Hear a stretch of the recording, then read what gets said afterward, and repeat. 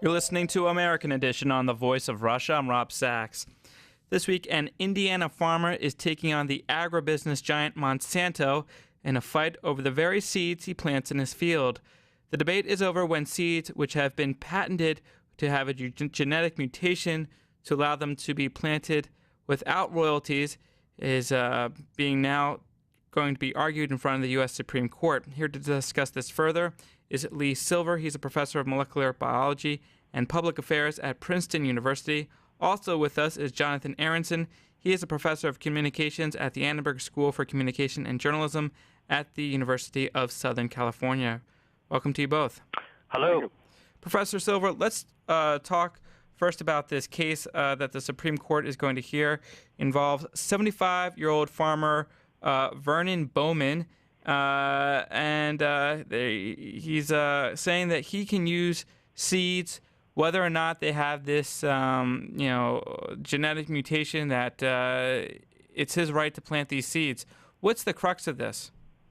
Well, obviously he's being put up as a very sympathetic character based on his age and being a traditional farmer. The real issue here is whether Monsanto controls the use of the genetic information that they put originally into the seeds that they sell. And so these are seeds 2 generations down from the seeds sold by Monsanto, but they still have the same traits, the properties that Monsanto created and put into the original seeds that they sold. And Professor Aronson, I guess this gets into the question of, do these patents live on in forever through generations of seeds, or at some point does something that you buy become yours even if it has a patent for a technology implanted into the seed? Yes, and this is both in patents and copyrights across many industries. What we're now seeing are profound differences about how far the intellectual property system should be extended. So it's not just in agriculture with Monsanto. We have had big fights in the content industry versus Google. And the pharmaceuticals are always dealing with this as well. And thinking about this, though, I mean, Professor Silver, this could have a tremendous impact on Monsanto if people say, well, I'll buy your seeds to start off with, but then I'll just use a second generation afterwards, and I don't have to buy anything from you. They're putting a lot of money in research and development to develop these seeds, so why not make sure that they can keep the money that they're putting in? Well, I have sympathy to that position because it's important to understand what they've put in is this the special genetic information which they put into the seed. Those seeds can reproduce and over generations with the same traits. And so people have to keep in mind it is more like a copyright issue, even though it's being argued as a patent. It's you can't copy an author's work when he has a copyright protection. It doesn't matter that you copy it on a different piece of paper. It's still copyrighted. It's better for people to think of it that way in the long term, although I understand this is an argument over the extension of the patent. And Jonathan Aronson, thinking about this, though, it's kind of hard to think about a seed being like a piece of music or a written work. How does this all translate when you have this idea of copyright for genetic material? It seems a little bit of wishy-washy. It can be, but it's also parallel in the sense that people have argued for some time that in the publishing industry, for instance, that any book published before 1923, you can copy freely. Anything since then, you can't. Over time, in various areas, the companies who own the copyrights and patents, quite understandably, have tried to extend those for as long as they possibly can so that they can accrue profits.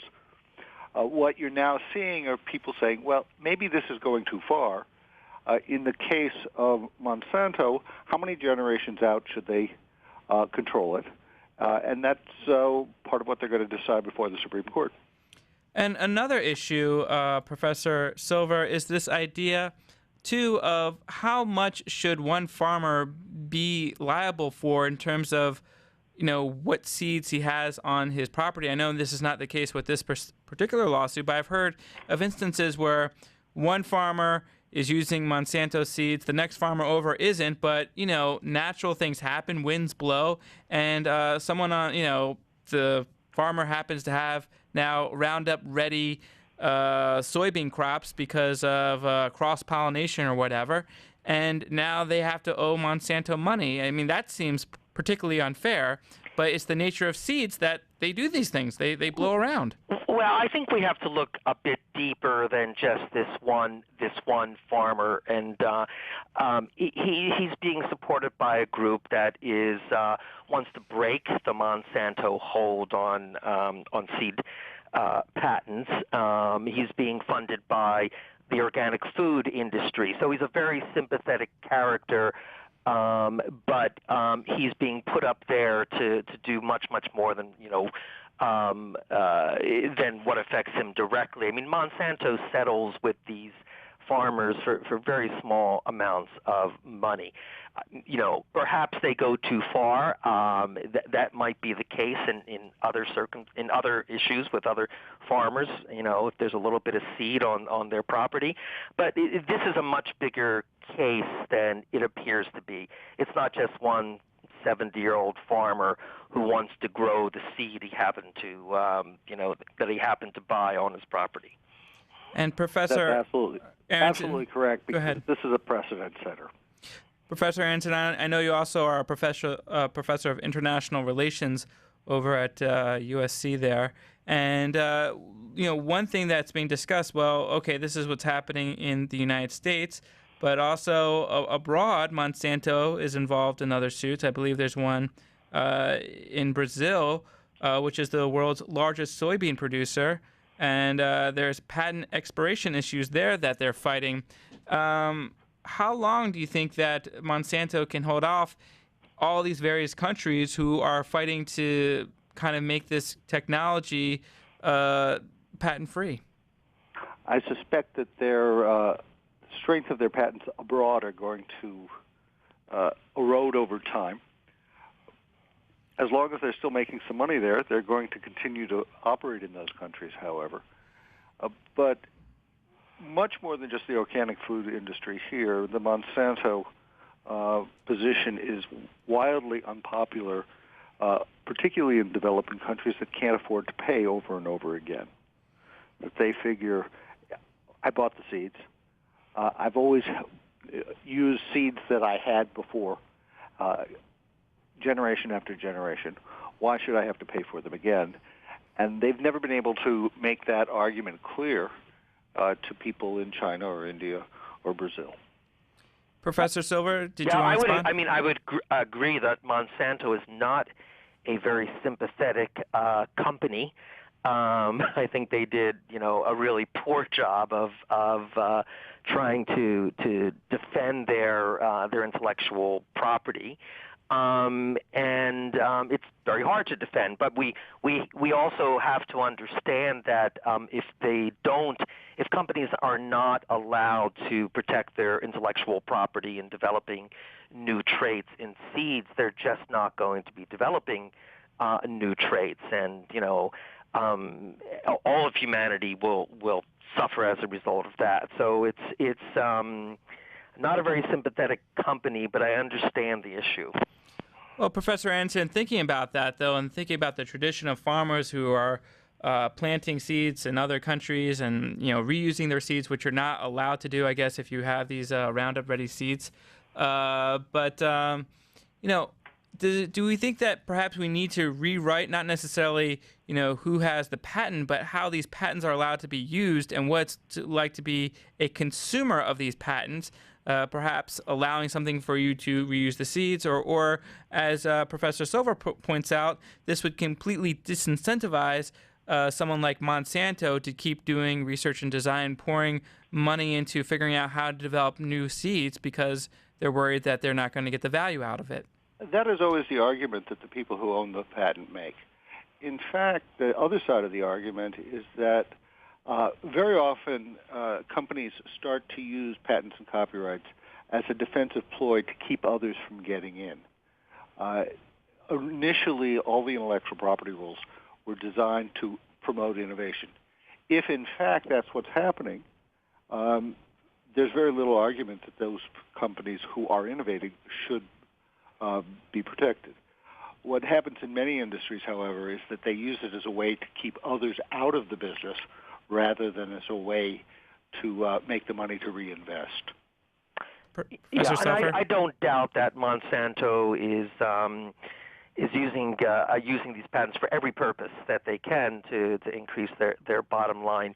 But I do think that agricultural biotechnology is expensive, and that there will be no incentive for any companies to develop it and have it pass through all the regulations that it has to pass through to produce traits which are valuable.